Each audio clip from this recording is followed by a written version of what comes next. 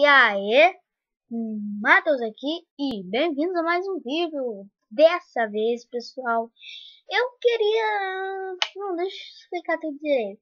Você deve estar perguntando aí, Matheus, por que você decidiu mostrar teu rosto? Não, galera, eu não quis, mas fui obrigado. Por quê? Minecraft não tá rendendo. Não tá rendendo, não tá dando força pro canal, né? Pode crer, né? Aí eu queria fazer um negócio assim, eu quero fazer invenções. E uma dessas invenções vai ser uma caixa de som feita com papelão com amplificador caseiro. Bem, vocês vão precisar de uma caixa de som como essa aqui, que vocês podem comprar na feira livre, né? Nossa, dá pra ver até meu notebook, olha lá. Pode crer que tá tudo fechado aqui, eu tô morrendo de calor, mas sem a chave.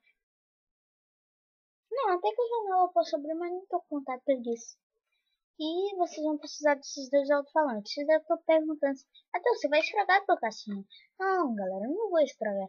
Minha caixinha ela é 100% diferente. Ela tem a ligação que você desmonta e monta tudo facilmente. Tipo, o alto-falante, ele é tipo aqueles cabos que conectam de internet num buraco aqui, né? Cadê esse buraco? Não, cadê? Fica aqui atrás.